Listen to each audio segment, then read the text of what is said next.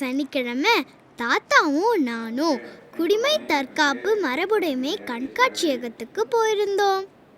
அங்க ஓய்வு பெற்ற தீயணைப்பு வீரர் திரு சேகர் எங்களை வரவேற்று தீயணைப்பு தொடர்பான பொருள்களை பார்க்க அழைச்சிக்கிட்டு போனாரு. காட்சியகத்துல நிறைய தீயணைப்பு தொடர்பான பொருள்களை வைத்திருந்தாங்க.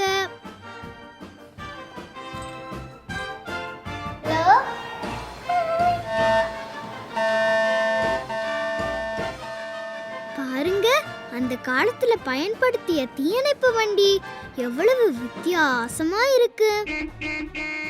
மேலும் அங்க அந்த காலத்துல தீய அணைக்கிறதுக்கு பயன்படுத்திய கருவிகளையும் காட்சிக்கு வைத்திருந்தாங்க. தீய அணைக்கிற முறைகள் எப்படியெல்லாம் மாறி வந்திருக்குன்னு நான் கத்துக்கிட்டேன். பிறகு நான் அங்க இருந்த சில பொருள்களையும் பயன்படுத்தி பார்த்தேன்.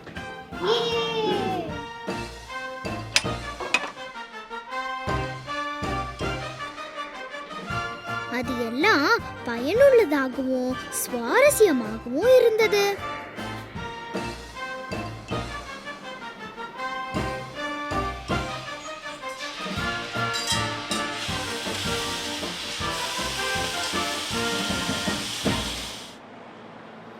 அதற்கு பிறகு நாங்க மத்திய தீயணைப்பு நிலையத்துக்கு போனோம்.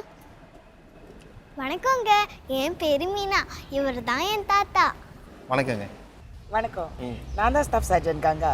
நான் இங்கே ஒரு தீயணைப்பு வீராங்கனையாக வேலை செஞ்சுக்கிட்டு இருக்கேன். தீயை அணைக்கிறதும் ஆபத்தில் சிக்கிக்கிட்ட மக்களை காப்பாற்றுறது தான் என் வேலை. அப்படின்னா நீங்கள் உங்கள் உயிரை பணைய வச்சு இந்த வேலையை செய்கிறீங்க. உண்மையிலேயே நீங்கள் பெரிய வீராங்கனை தான். நீங்கள் தீக்கு பக்கத்தில் போகிறப்போ உங்களை எப்படி பாதுகாத்துக்குவீங்க? அதுவா, வாங்க காட்டுறேன். அவங்கள பின்தொடர்ந்து போனோம். தீ அணைக்க போது இந்த உடையை தான் நம்ம போட்டுக்குவோம். அது எப்படி போடணும்? தீயணைப்பு வீரர்கள் அணியும் உடை, தலைக்கவசம், காலுறை, காலணி எல்லாத்தையும் எங்ககிட்ட காட்டினாங்க. அதோட அதையெல்லாம் எப்படி அணியணும்னு விளக்கினாங்க. அதையெல்லாம் அணிஞ்சு பார்க்க எனக்கு ஆசையா இருந்தது. ஆனா அது ரொம்ப கனமா இருந்ததால என்னால அதை தூக்க கூட முடியல. பிறகு நாங்க தீயணைப்பு வண்டியை பார்க்க போனோம்.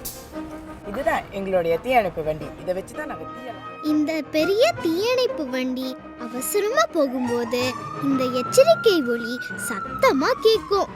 இதுல தீய அணைக்கிறதுக்கு தேவைப்படுற நிறைய பொருள்கள் இருக்கு. அடுத்து வெவ்வேறு அளவில் உள்ள குழாய்களை காட்டினாங்க.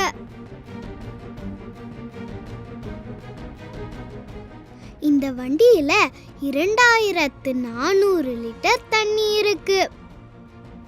ஒரு குழாய வண்டியில பொருத்தி அந்த தண்ணிய குழாய் வழியா பாய்ச்சி தீய அணைப்பாங்க.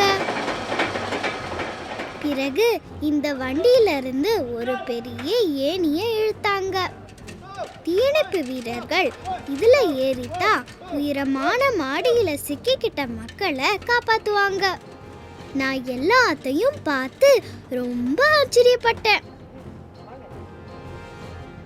அவங்க கிட்ட பெரிய தீயணைப்பு வண்டி மாதிரி ஒரு சின்ன தீயணைப்பு வண்டியும் இருக்கு.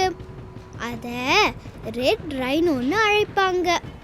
இது சின்னதா இருக்கிறதால குறுகலான இடத்துல இதால சீக்கிரமாகவும் சுலபமாகவும் போக முடியும்னு சொன்னாங்க.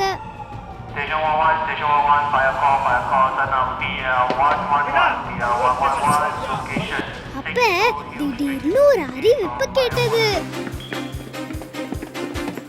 தாத்தா, தீயணைப்பு வீரர்களை பாருங்க.